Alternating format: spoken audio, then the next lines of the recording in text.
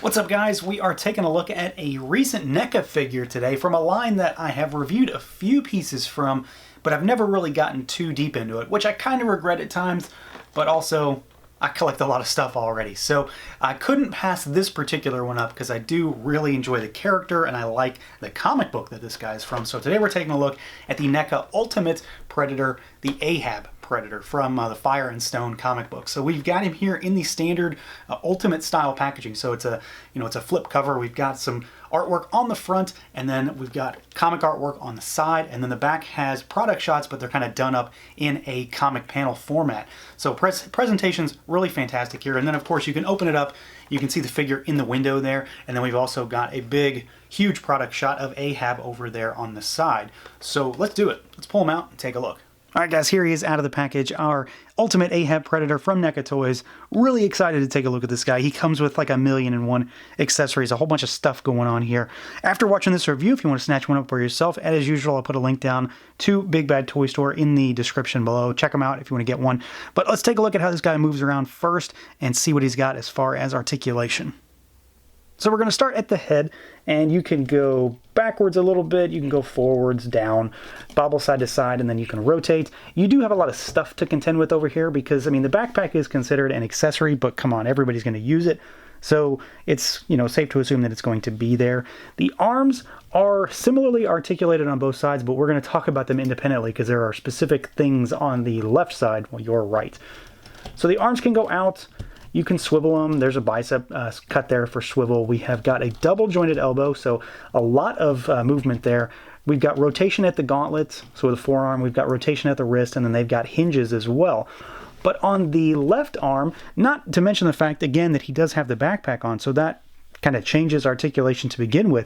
It just gets in the way, which is to be expected. He's also got a shoulder pad over here, which doesn't exist on the right side, but he's also got these tubes. So we've got tubes that run the length of the shoulder armor to the gauntlet. They will move as you rotate the cuff and as you bend this elbow, so watch out for tears. And there's one that runs from the top of the shoulder down to the chest. It's very, very tight. Mine popped off immediately, so that's kind of, a thing. I'm not sure if I did it myself or if it was already loose. I'm not going to assume it's a QC issue in the sense that it came that way, because I definitely don't recall it being broken when I pulled him out, but it snapped right off. So keep that in mind. It's not a huge thing. It doesn't really bother me. I may just clip it off so you can't even see it, or just try to glue it back down. But it is something to keep in mind, because those are definitely very fragile. They're very frail little tubes. There's a good chance they could pop off. We do have the backpack on again, so there is articulation here. As usual, it's hinged, and then there's a ball at the top, so you can move that around if you want to count that. We've got a diaphragm cut, so you can swivel him a little bit, and he goes a little bit back and forth, but not much. And then we've got a waist twist down here, so it's a ball peg, back and forth, side to side. The legs go out.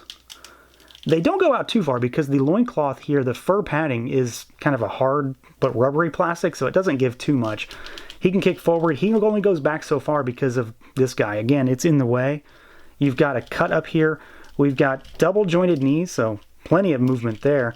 And then we have got the kind of standard ball pegged feet, so forward, backward, side to side, and then rotation, of course. So he has, pretty much everything I expected him to have.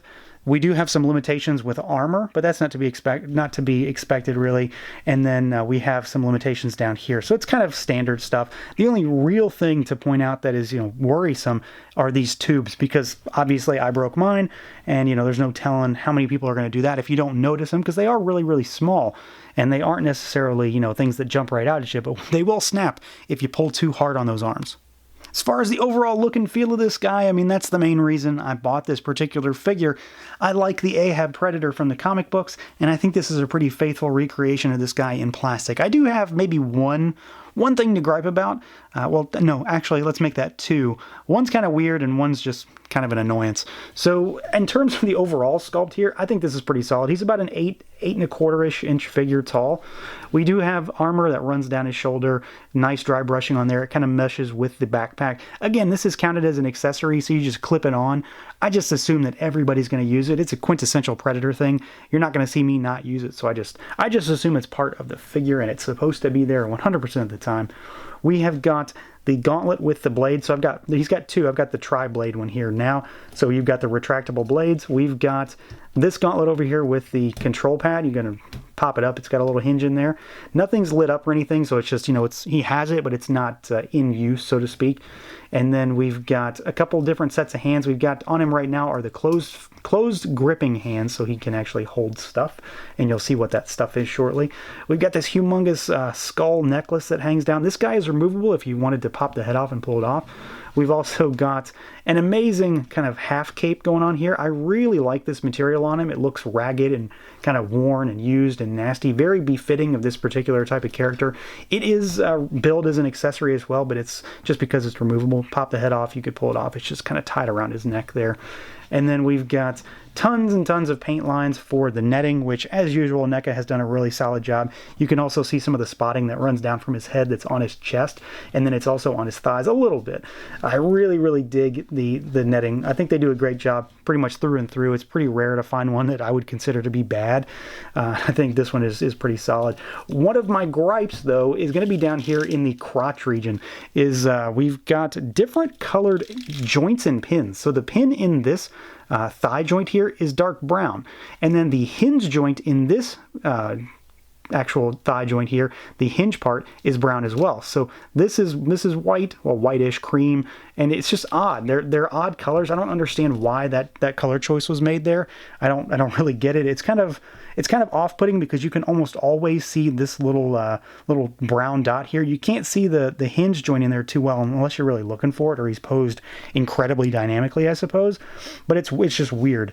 Beyond that, though, we've got more of the kind of gray and silver dry brushing armor down there, and then we've got the nice furry loincloth, which, while it does somewhat immobilize him in some ways because it is kind of stiff, I do really, really like it. I think it's got a nice paint scheme to it. It's got a good sculpt. It very much looks, exactly like what it's supposed to be. It looks like fur, and NECA did a good job of sculpting that.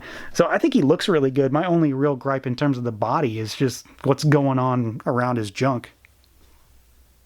Now, of course, we have to zoom in on this head sculpt because for me, that's where a lot of my enjoyment out of this figure comes in. I do have one gripe on this figure in terms of the head, but I do love the unique nature of this guy. I like his look. We've got more of that spotting that runs around the skull, all around the crest to the dreadlocks. You can see we've got that one eye that has been healed over time, so it no longer exists. We've got the one eye that kind of peeks out through the sunken skull, through the sunken eyelid, and then we've got those gnarly, nasty mandibles on the front of the face. He's missing one, because he's just seen so much battle. He's been around so long.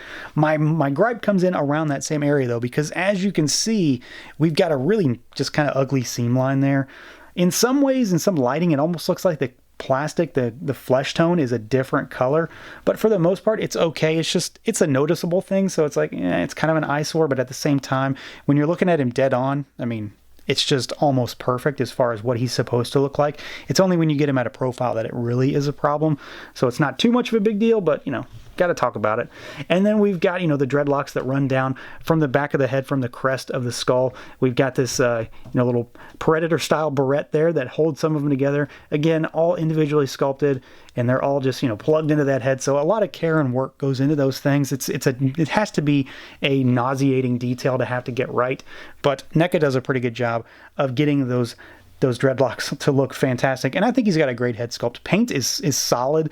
The spotting and the brown paint on the top of the head is fantastic, and then the sculpt is just spot on. Outside of that seam line, I think he's fantastic, and that mouth is just nasty looking. You can't go wrong with this. It's a perfect representation of his gnarled face in plastic. Now, as far as accessories goes, this guy, like I mentioned, has quite a few. So if you want to count the backpack, you've got one there, and it's pretty solid. It's kind of standard Predator fare, but as far as I'm concerned, it's a must-have. I'd be remiss to not have that for this particular figure.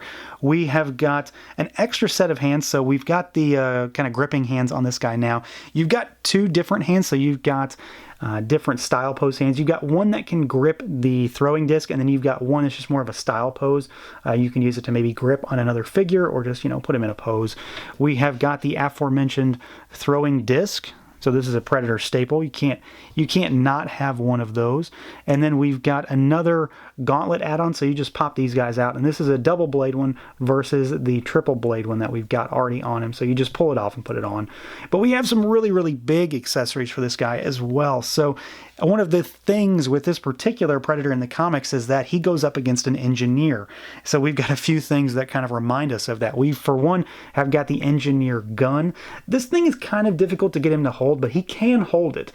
Don't get me wrong, it took me a little doing, but you can definitely get him to hold it. You'll see some pics at the end. This thing is pretty wild looking. I love the sculpt on this guy.